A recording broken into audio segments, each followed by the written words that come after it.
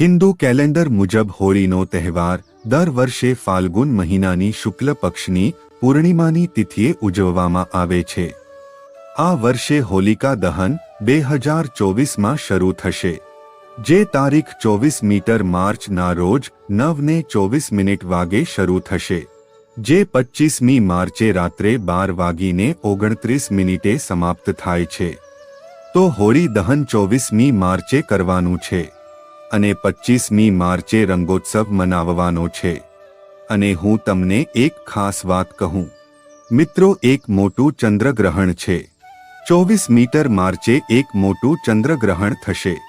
તો મિત્રો, જેઓ મંત્ર સાબિત કરવા માંગે છે તેમના માટે સારો સમય છે. પરંતુ આ દિવસે એટલે કે મિત્રો આ વર્ષે હોલિકા દહન ભદ્રાના પ્રભાવ હેઠળ થશે. આથી હોલિકા દહન સાંજે કરવામાં આવશે અને બીજા દિવસે 25 માર્ચ બુધવારે રંગોની હોળી રમવામાં આવશે. મિત્રો, જો તમારું જીવન પૈસા સાથે જોડાયેલું છે, જો કોઈ સમસ્યા હોય તો તમારે આ 3 વસ્તુઓ હોળીની અગ્નિમાં અવશ્ય મૂકવી. સમસ્યા ગમે તેટલી મોટી હોય, સંપત્તિના માર્ગમાં ગમે તેટલો મોટો અવરોધ હોય, તે તેના મૂળમાંથી નાશ પામે છે. કારણ કે હોળીની અગ્નિમાં એટલી બધી પવિત્રતા અને એટલી શક્તિ હોય છે કે તેની પાસે મોટામાં મોટા પાપોનો નાશ કરવાની ક્ષમતા હોય છે. તેથી જ શાસ્ત્રોમાં હોલિકા દહનને ખૂબ જ મહત્વપૂર્ણ તરીકે ઉજવવામાં આવે છે. પરંતુ શાસ્ત્રોમાં કેટલીક એવી વસ્તુઓનો ઉલ્લેખ પણ કરવામાં આવ્યો છે જેને ભૂલથી પણ હોળીની આગમાં નાખવી જોઈએ. જ્ઞાન: હોળીની અગ્નિમાં આ વસ્તુઓ નાખો, આવું કરવું ખૂબ જ અશુભ માનવામાં આવે છે. પ્રાચીન કાળથી હોળીનો તહેવાર બુરાઈ પર સારાની જીતના પ્રતીક તરીકે ઉજવવામાં આવે છે. હોળીનો તહેવાર મિત્રો હોલિકા સાથે જોડાયેલી છે. ખુશીઓ અને રંગો સાથે હોલિકા દહનની રાત્રે દૈવી શક્તિઓનો ઉદય થાય છે અને આસુરી શક્તિઓનો નાશ થાય છે. હોળીની રાત્રે આ દૈવી શક્તિઓની કરવાથી ગરીબીનો નાશ થાય છે અને જીવનની તમામ સમસ્યાઓનો નાશ થાય છે. શાસ્ત્રોમાં આ દિવસે દુઃખ અને પરેશાનીઓમાંથી મુક્તિ મેળવવા માટે શ્રેષ્ઠ દિવસ માનવામાં આવે છે. જ્યોતિષશાસ્ત્રમાં હોળીની રાતને સિદ્ધિની રાત કહેવામાં આવી છે.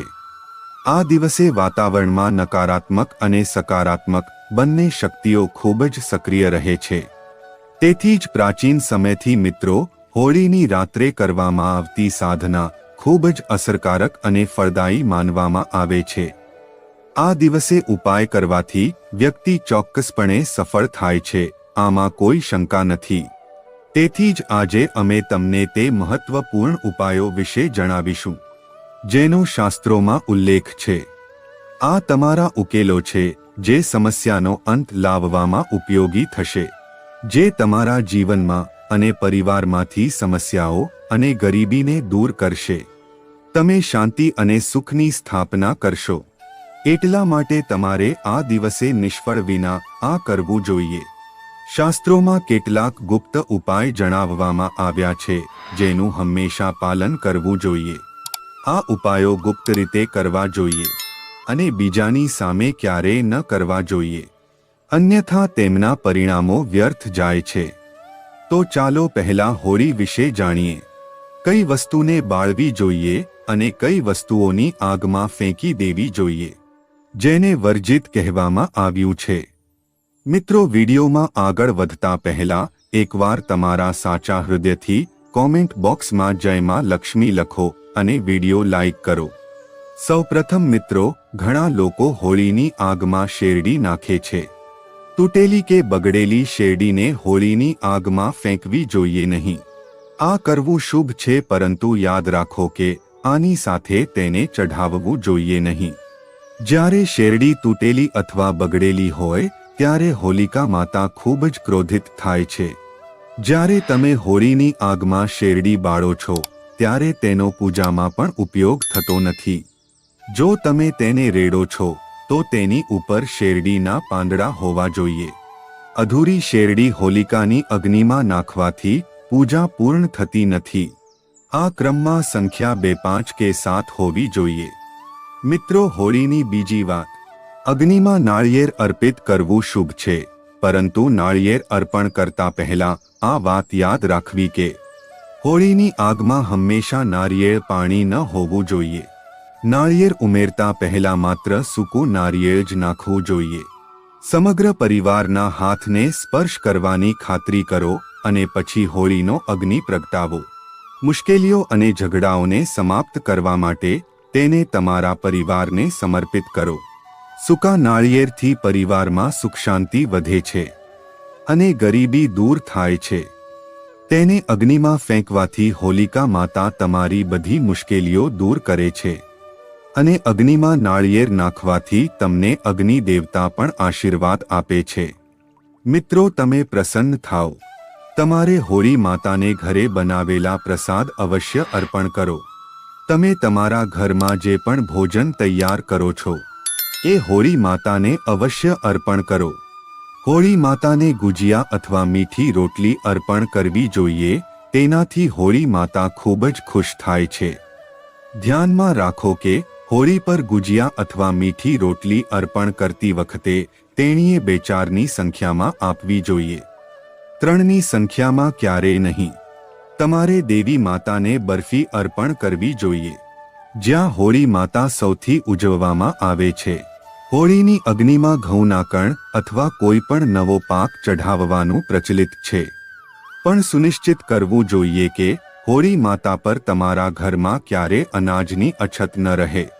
જો તમારા ઘરમાં ધન હોય તો ચોખા અને કાચા પાપડ અર્પણ કરવા જોઈએ. એક સમસ્યા છે, તેથી તમારે હોળિકા દહનના દિવસે હોળી બાળતા પહેલા એક ઉપાય અવશ્ય કરી લેવો.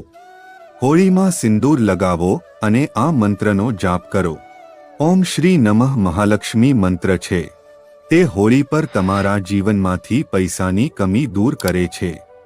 કપડાને ક્યારેય પણ અગ્નિમાં ન બાળવું જોઈએ. તે ખૂબ જ અશુભ માનવામાં આવે છે. હોળીની આંગમાં કચરો અને પ્લાસ્ટિક જેવી ગંદી વસ્તુઓ ક્યારેય નાખો નહીં. આ કારણે હોળીની આગથી દુર્ગંધ પેદા થતી હોય છે અને વાતાવરણ અશુદ્ધ બને છે. મિત્રો, હોળીની આગમાં ગાયના છાણ અને સૂકા લાકડાનો ઉપયોગ કરવામાં આવે છે. તેની સાથે જ ઉપયોગ કરવો જોઈએ. એરંડાના પાન પણ ઘરમાં લગાવવા જોઈએ.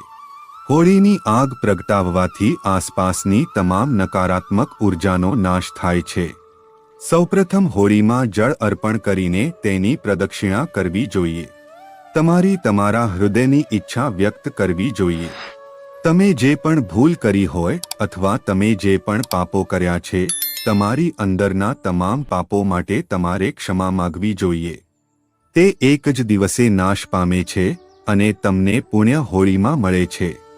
અને મિત્રો, હોળી દરમિયાન તમારે ક્યારેય પણ અગ્નિમાં હાનિકારક રસાયણો ન નાખવા જોઈએ. તેલનો ઉપયોગ કરી શકો છો, પરંતુ પેટ્રોલ અને કેરોસીનનો ઉપયોગ કરશો નહીં. શાસ્ત્રો અનુસાર હોલિકા દહનના દિવસે અમુક કામ ક્યારેય ન કરવા જોઈએ. મહિલાઓએ હોળી પહેલા વાળ ખુલ્લા ન રાખવા જોઈએ. સ્ત્રીઓએ વાળ બાંધ્યા પછી જ દેવી હોળીની પૂજા કરવી જોઈએ. એવું માનવામાં આવે છે કે આ દિવસે નકારાત્મક શક્તિઓ ચરમસીમા પર હોય છે. તમારા વાળ ખુલ્લા રાખવાથી આ નકારાત્મક શક્તિઓ તમારી તરફ આકર્ષિત થઈ શકે છે. જો કોઈ સ્ત્રી માસિક ધર્મનું નિરીક્ષણ કરતી હોય તો તેણે હોળી ન બાળવી જોઈએ. શાસ્ત્રોમાં નિષેધ હોવાથી તેને બાળવું કે પૂજન કરવું જોઈએ નહીં. એવું પણ કહેવામાં આવ્યું છે કે ગર્ભવતી મહિલાઓએ હોલિકા અગ્નિ પાસે ન જવું જોઈએ. તેની બાળક પર નકારાત્મક અસર થઈ શકે છે. મિત્રો, હોળીની રાત્રે હોલિકાની અગ્નિ પણ પ્રગટાવી જોઈએ નહીં. આ રાખનો ઉપયોગ ઘરેથી ઘણા ચમત્કારી ઉપાયો બનાવવામાં થાય છે. તે નકારાત્મકતાને દૂર કરવામાં ખૂબ જ અસરકારક છે. તમે હોળીની ભસ્મનો ઉપયોગ કરી શકો છો. તેને ઘરે લાવો અને તમારા ઘરના કોઈ ખૂણામાં અથવા હોળીના અવસરે મૂકો. પાણીમાં રાખ મિક્સ કરીને ઘરને સાફ કરો. તેનાથી નકારાત્મકતા દૂર થઈ જશે. તમારા કપાળ પર હોળીની રાખ લગાવવી પણ ખૂબ જ શુભ છે. તેને નાના બાળકોના કપાળ પર લગાવવાથી ખરાબ નજરની અસર દૂર થાય છે. ઘરમાં આર્થિક સમસ્યા હોય અને પૈસા ન આવતા હોય તો હોળીની રાખ તેને સફેદ કપડામાં બાંધીને તમારા ઘરની કબાટમાં અથવા તમને ગમે તે જગ્યાએ રાખો, જે જગ્યાએ પૈસા રાખો છો ત્યાં જ રાખો. તેનાથી પૈસા સંબંધિત સમસ્યાઓ દૂર થશે. મિત્રો, જો તમે હોળીની રાખને કાળા કપડામાં બાંધીને ઘરની બહાર લટકાવી દો, તેનાથી ઘરમાં ખરાબ નજરની અસર દૂર થાય છે અને પરિવારમાં ખુશીઓ આવે છે. શાંતિની લાગણી અનુભવો. હોળીના દિવસે ક્યારે કોઈને સફેદ વસ્તુઓ ઉધાર આપવી જોઈએ નહીં અને તમારે સફેદ વસ્તુઓ ન ખરીદવી જોઈએ, કારણ કે તે તમારા જીવનમાં ખરાબ નસીબ લાવી શકે છે. મિત્રો, આ દિવસે ઘણા લોકો કાળો જાદુ વગેરે જેવા ખરાબ કાર્યો કરે છે. જો કોઈ તમને મીઠું, સફેદ મીઠું, ચોખા જેવી સફેદ વસ્તુ આપે, તેથી તમારે ભૂલથી પણ તેને ન લેવું જોઈએ, નહીં તો તમે તેના અશુભ પરિણામો ભોગવશો. તમારી હોળીની રાત્રે ક્રોસ રોડ અથવા દુર્ગમ સ્થાનોએ જવાનું ટાળવું પડશે. આ દિવસે આવા સ્થળોએ અનેક તાંત્રિક અનુષ્ઠાન કરવામાં આવે છે અને અશુભ હોય છે. જો ભૂલથી તમારો પગ આ વસ્તુઓ પર પડી જાય તો વસ્તુઓ રસ્તામાં પડે છે. તેથી તે તમારા જીવન પર અશુભ અસર કરી શકે છે અને માંસ પ્રત્યે સાવચેત રહો. દારૂ પીધા પછી હોળીની આગની નજીક ન જવું જોઈએ. જે કોઈ આ દિવસે માંસ અને દારૂનું સેવન કરીને હોળી ઉજવે છે, તે અત્યંત અપવિત્ર થઈ જાય છે. જો કોઈ વ્યક્તિ અગ્નિની નજીક જાય છે તો તે મહાપાપ કરે છે. સૂત્રોના જણાવ્યા અનુસાર આવી વ્યક્તિને નરકમાં જવું પડે છે અને આગલો જન્મ હોળીના દિવસે કૂતરા તરીકે મળે છે. કોઈ પણ સ્ત્રીનું, ખાસ કરીને કોઈની બહેનનું ક્યારે અપમાન ન કરવું જોઈએ. કોઈએ ક્યારે અપમાનજનક ભાષાનો ઉપયોગ ન કરવું જોઈએ, કારણ કે તેઓ હોલિકા માતાને ખૂબ ગુસ્સે કરશે. આ દિવસે જે વ્યક્તિ સ્ત્રીનું અપમાન કરે છે તેને રોગો વગેરેનો સામનો કરવો પડે છે અને તે પવિત્ર અગ્નિ છે અને તેને હંમેશા વંદન કરવું જોઈએ. હોલિકા દહન પછી બીજા દિવસે ધૂળેટી રમવી જોઈએ અને આ દિવસે રંગો લગાવવા જોઈએ. રંગો લગાવવાથી તમારા જીવનમાંથી નકારાત્મકતા નાશ પામે છે અને સકારાત્મકતા આવે છે અને તમામ બુરાઈઓનો નાશ થાય છે. મિત્રો, તમને હોળીની શુભકામનાઓ. મિત્રો, અમે તમને હોળીની રાતે કરાતા જબરદસ્ત ઉપાય વિશે જણાવવા જઈ રહ્યા છીએ. જે ઘરના મુખ્ય દ્વાર પર સરસવના તેલનો 4 બાજુ દીવો પ્રગટાવો અને તેની પૂજા કરો. આ પછી ભગવાનને માન્યતા મુજબ સુખ અને સમૃદ્ધિ માટે પ્રાર્થના કરો. આમ કરવાથી દરેક પ્રકારની અડચણો દૂર થઈ જાય છે અને બિઝનેસ કે નોકરીમાં કોઈ સમસ્યા હોય તો જો તમે આગળ ન વધી રહ્યા હોવ તો હોલિકા દહનની રાત્રે 21 ગોમતી ચક્ર લો અને બાળો. જો તમે તેને અર્પિત કરશો તો તમારા વ્યવસાયને નફો મળવા લાગશે અને તમારો વ્યવસાય આગળ વધવા લાગશે. આ એક ખૂબ જ અસરકારક ઉપાય છે. તમે હોળી પર આ ઉપાય જરૂર કરો. આવા ઘણા લોકો એવા ઉપાયો લઈને અમારી સાથે જોડાયા છે જેમનું જીવન સંપૂર્ણપણે બદલાઈ ગયું છે. જો તમે પણ તમારું જીવન બદલવા માંગો છો તો આ ઉપાય અવશ્ય કરો. મિત્રો, લાલ મરચું અનેક પ્રકારની સમસ્યાઓથી રાહત અપાવવામાં ઉપયોગી છે. જો તમે કોઈ ઇન્ટરવ્યૂ અથવા કોઈ શુભ કાર્ય માટે બહાર જઈ રહ્યા હો, તેથી ઘરના ઉંબરા પર 5 લાલ મરચાં રાખો અને ઘરની બહાર નીકળતી વખતે ખા. મિત્રો, જો તમે છલાંગ લગાવીને આગળ વધશો તો તમને દરેક કાર્યમાં સફળતા મળશે. તમારા કામમાં સતત અવરોધો આવે છે તો શનિવારે રાત્રે સૂતા પહેલા 1 ગ્લાસ પાણીમાં ઉપાય અવશ્ય કરો અથવા એક વાસણમાં પાણી લો. તેમાં સૂકા લાલ મરચાંના બીજ ઉમેરો અને તે ગ્લાસ અથવા બાઉલને સૂતી વખતે અને સવારે ઉઠ્યા પછી તમારા પલંગ પાસે રાખો. તે વાસણને ઉપાડો અને તેને 7 વખત ઊંધું કરો, એટલે કે ડાબા હાથમાં તેને લો અને ઘડિયાળના હાથ જે દિશામાં ફરે છે તેની વિરુદ્ધ દિશામાં ફેરવો. ઘરથી દૂર જાઓ અને તે પાણી ફેંકી દો અને પછી પાછા વળ્યા વિના ઘરે પાછા ફરો. તમારા પર પ્રવર્તી નકારાત્મકતા દૂર થશે અને તમારું મન શાંત થશે. વલણ સકારાત્મક બનશે અને કાર્યમાં સફળતા મળશે અને અવરોધો દૂર થશે. વિઘ્નો આવતા બંધ થઈ જશે. મિત્રો, જીવનની સૌથી મોટી સમસ્યા મોટે ભાગે છે. જો તમે પૈસાની અછતનો સામનો કરી રહ્યા હો તો વાસ્તવમાં એ પૈસા વિશે છે. જો પૈસા હાથમાં ન દેખાતા હોય તો આ ઉપાય અવશ્ય કરો. મિત્રો, 5 લાલ મરચાને સ્વચ્છ કપડામાં બાંધીને દેવી લક્ષ્મીના નામનો જાપ કરતી વખતે ફેંકી દો. તમારા પૈસા તેની સલામત જગ્યાએ રાખો. તમારી તિજોરી ક્યારેય ખાલી નહીં રહે. પૈસા ક્યાંયથી આવતા જ રહેશે. મિત્રો, આગળ વધતા પહેલા તમારે શું કરવું જોઈએ? અમે તમને વિનંતી કરીએ છીએ કે અમારી ચેનલને સબસ્ક્રાઇબ કરો અને બેલ આઇકન દબાવો. જો તમને લાગે કે તમારા વિરોધીઓ અથવા દુશ્મનો ફક્ત તમારા માટે જ છે તો મિત્રોને દબાવો નહીં. તેઓ પાછળ રહી ગયા છે, બલકે તેઓ એ જે કર્યું છે તેનું તમારે ભોગવવું પડશે. જો આવું જ હોય તો કોઈ પણ શનિવારે સાંજે 5 લાલ મરચાં લઈને થોડા પીળી સરસવના દાણા ઉમેરો અને થોડું મીઠું લો. અને મિત્રો, હવે તમે તમારા દુશ્મનને નામ લેવાથી અથવા તમને શંકા છે કે કોઈએ કંઈક કર્યું છે, જો કોઈ તમારા પર જાદુ કરે છે તો તેનું નામ તમારા માથામાંથી કાઢી નાખો.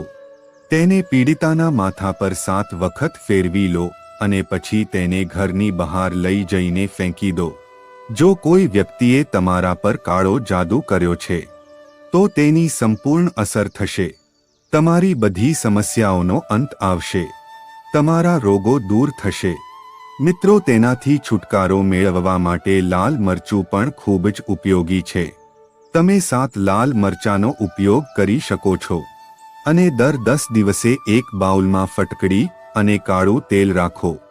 આવી સ્થિતિમાં ઉપાય કરવા માટે આ વાટકી દર્દીની પાસે રાખો, જે આસપાસની બધી નકારાત્મક ઉર્જા દૂર કરે છે. વસ્તુઓ બદલતા રહો. જ્યાં સુધી વ્યક્તિ અથવા તમે સ્વસ્થ ન જાય ત્યાં સુધી આ પ્રક્રિયાને પુનરાવર્તિત કરવાનું ચાલુ રાખો. લાલ મરચાંને કપડામાં બાંધીને દર્દીના પલંગ નીચે અને બાજુમાં રાખો.